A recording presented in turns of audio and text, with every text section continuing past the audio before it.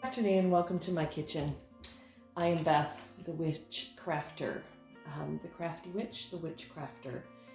And today I'm going to make seining bundles. Seining is very similar to smudging in the Native American tradition. Seining is more of a Celtic, Western European tradition. Quite often with seining you use evergreens such as juniper, and today I am using cedar, and I'm going to tell you the story of this bag of cedar before we start. I'm a dog walker when I'm not in my kitchen or my craft room, and this morning I was walking two of my client dogs here in my neighborhood and going down an alleyway, and this alleyway is 2 blocks long. My planned route was to just go through the alleyway for 1 block and then turn and go a different street. But I got to the end of the first block of the alleyway and something very strongly was urging me to continue down the second block of the alleyway, which we've gone many times before. So it wasn't unusual for me to go that way, but it just wasn't my original intention and plan when I left the house with these dogs. So we get to the end of the second block of the alley, and right at the end of the block, or end of the alleyway as we stepped out onto the sidewalk, was this entire beautiful cedar tree that had been ripped out of and cut out of someone's garden right there on that block and just piled up on the street, blocking the sidewalk. And I had this very strong message from this beautiful, beautiful cedar that I was meant to find her this morning and to save her in any way I could. Now, she wasn't just pulled out from the ground and, roots and all. She was chopped up. And if I had a pickup truck, I could have pulled up and thrown the whole thing in the back of a truck, and it would have filled the bed of a truck. So I'm telling you how big this pile. It was almost as tall as I am, and covered the entire sidewalk. So anyway, I knew there was no way I could save her as far as getting her back in the ground or, rerouting her or anything, because she had been cut and then piled here. But I had been thinking earlier this week, this past weekend, that I wanted to make some smoke bundles, and my juniper plant that I have here in my own garden isn't very big. And my rosemary is fair to middling, and I was going to use some rosemary. And I knew locally some areas where there were some junipers that I could probably harvest responsibly from. And that was kind of on my plan sometime this week when I was out walking dogs, to go that way and to see if I could take some of that. So I felt like this tree was calling me this morning, asking and offering itself to my craft this morning or this afternoon that I want to do. So I thank her profusely for calling out to me and finding me this morning. And I didn't harvest her when I was there with the dogs. I came back later and filled this grocery sack with cuttings and thanked her with gratitude for her offering, and she thanked me back for knowing that her sacrifice, her limbs, were going to be used in a sacred manner by someone who appreciates her. So I'm planning to make these bundles. I'll show you how to make a bundle, and then the bundles that I make from this will be available on my website at spiralpathhealingarts.com in the near future. I'm working on I don't know when this video is going to be released, so I don't know if this will be before or after this video is released, but I am planning on a Beltane release of my new website with new offerings and a new design and some things. So if you see this video after May 1st, go to my website, and if you see it before May 1st, put on your calendar to check it out sometime after Beltane, after May Day, to see what all is offered. I'm offering for you. So let's get started. You'll need your plant matter. And like I said, you can use cedar, you can use rosemary, juniper, pine. All of these are wonderful alternatives for white sage, which is being over harvested. And also my heritage is Celtic and Western European. And so I try to honor the traditions of my ancestors as much as possible. And I also grew up in the northern Midwestern states of the United States.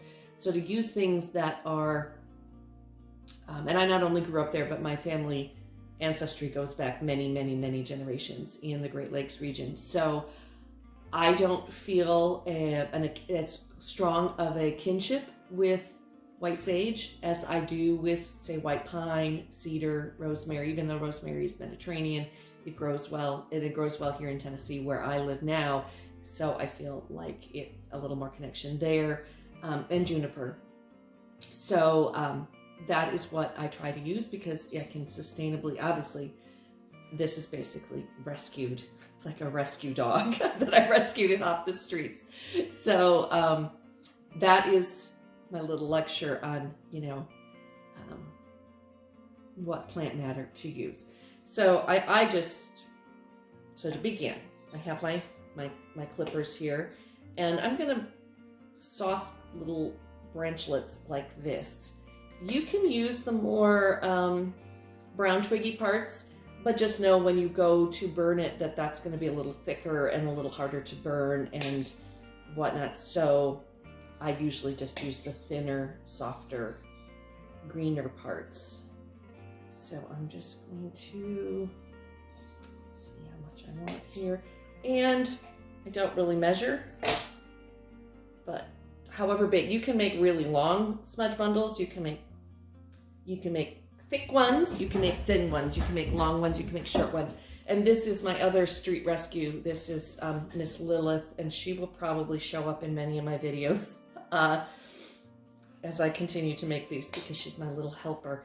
I have my other black helper down here, which is my black lab Cass, but today he's not going to get to be on camera. So let's just get a nice, and then these ones that are along the thicker stem, you can just kind of trim off of that stem and add to your bundle. You can use mixed herbs, plant matter as well. So if I had gone out to the garden and Lilith makes a better door than a window. Come on, baby, come here. Move over here. So I'll have to lift this up past Lilith. So I have enough here, and I haven't really straightened it up and organized it yet. But then I can, I can get my hands around it. It's a good thick bundle. So I'm going to lay it out as cut ends all toward the same direction. Kind of just like it was a bouquet. I'm going to, it's kind of a thick one, but I'm going to keep it in here anyway. And because that'll give it some central stability as well, to have that one thicker branch in the middle. And this is so beautiful because it's a deep, dark, foresty green on one side and then a bright, springy green on the other. So you could alternate. So, I mean, once it dries, it's all going to be pretty much the same shade of green. But now, what I should have done before I started bundling these together, hey Lilith, how about you take that over there? You take this and play. Come on, go over there. Is I should have had my string ready, but it's right here. This is just a twine. I believe this might be a hemp or linen twine. You want something natural. You don't want a polyester twine or a I guess you could use some kind of wool string, like a yarn, but wool doesn't burn. And just make sure it's not like blended with anything like, okay, baby girl, any kind of nylon or polyester, because as you know, with nylon and polyester burn, they melt. and they give off fumes. So you want a natural fiber of some kind. So what I'm going to do, I'm going to get like a little tail here, and I'm sure Lilith is going to come help us. And I'm going to make a slip knot. So let me show you that, I guess. Oops.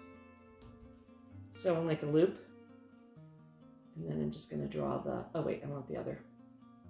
What I want is that when I pull it on this tail, the longer tail, the part that's still attached, that the loop will get tighter.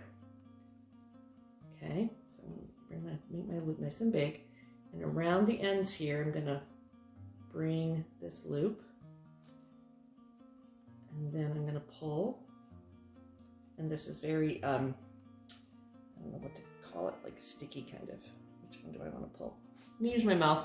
Okay, because I don't have a third hand. If you had a friend who could help you pull that tight, now that it's on there, I can let go of it. So that's what's going to hold the ends. That, and the more I pull on this end that's still attached to the ball of twine, the tighter this will get. That's why I did it that way. So just pull it down nice and tight. Then this tail is going to be my hanging, like what I can use to hang it to dry or to store it. So now I'm just going to start by wrapping tightly around this end. Then I'm going to turn it here. Yeah, I'm going to turn it. Keeping this tail that I started with loose. So now just wrap it down.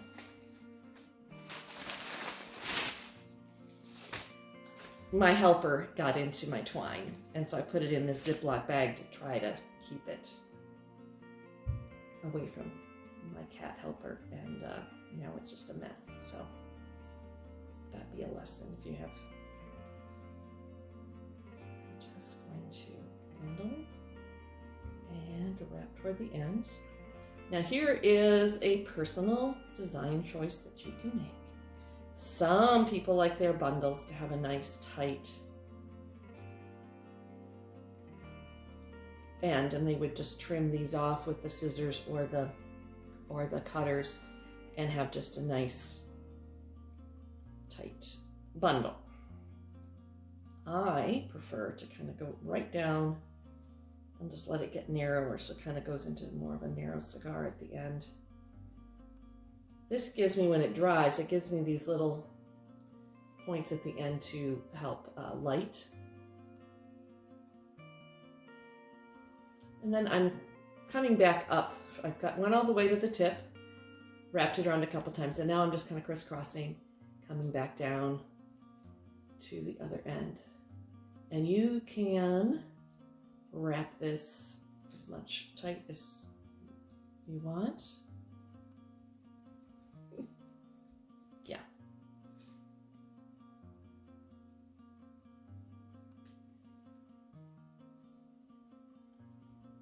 And then when I get back up here to where my original little tail is, I'm going to cut this to probably about, I think I left that long, a lot longer. I mean, probably 4 or 5 inches. This is about twice as long as it needs to be.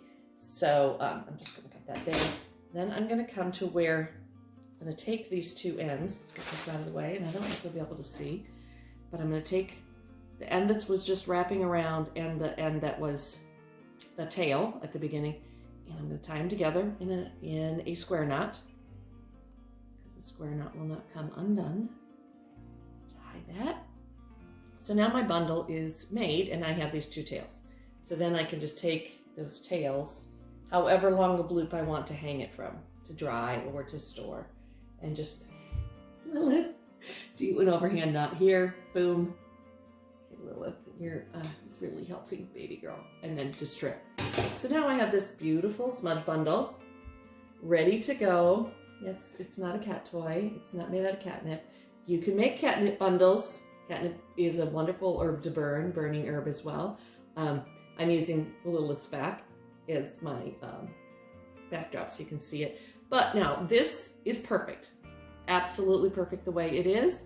But if you're a neat freak and you want your bundle to be super neat, you can trim the ends so it's got a nice tight And then you can trim if you want any of these little loose, sticky outy pieces.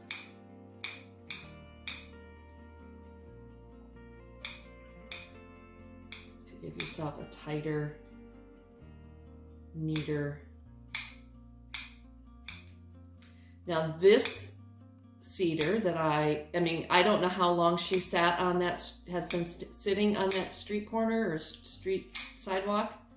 It makes her sound so sad. Just kicked out on the street from wherever she was growing previously. So I'm sure she has already started to dry a little bit, but it's spring here in Tennessee. It's late April. Everything is growing and full of life and exuberance right now. So there's still a lot of green in here, and so I would say that this won't be really ready to use as a smudge stick.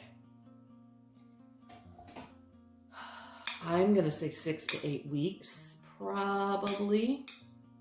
So if I put these on the website in May, there will probably be a notation, unless I notice that by May Day they have dried out enough that they could be, but there's a lot of moisture in here. So that said, a lot of moisture in here. You don't want this to mold. You don't want it to get any, ickies in there. So hang it somewhere where it has lots of air circulation, cool, dry place. Obviously, if you set it in a bright, sunny window, it's going to fade, and it's, it's probably going to lose a lot more of its vitality that way.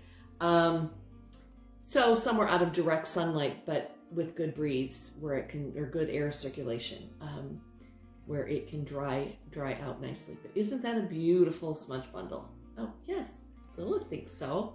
Lilith is like, make me one out of catnip. What do you think, baby girl? Do you like it? Does it feel good? She's gonna go eat some of them. And all these little things that I just trimmed off, you could save those in a bowl. You could put those, those would be lovely in some oil. Infuse some oil. Make some cedar infused oil, and then make a cedar salve. Maybe combine it with some pine salve oil, or pine, and do like a pine salve and cedar oil or salve for healing salves. So many good things so nothing goes to waste. That is my advice on using your gifts in a responsible and sustainable manner. And I have this huge bag. I mean, this thing is full. I debated going back and getting more.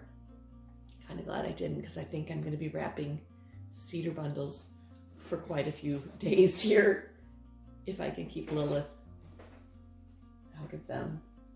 But all the things cedar can do, I mean, this is, I can save this, dry it, make cedar sachets to put in with your linens and your woolens, or your cat beds, because oh my god, it smells so good. My hands are gonna smell so good when I'm done here. So this is just the beginning of some of my cedar crafting, I think. So maybe there will be another cedar crafting video in the very near future. But happy witchcrafting, and I thank you for joining me.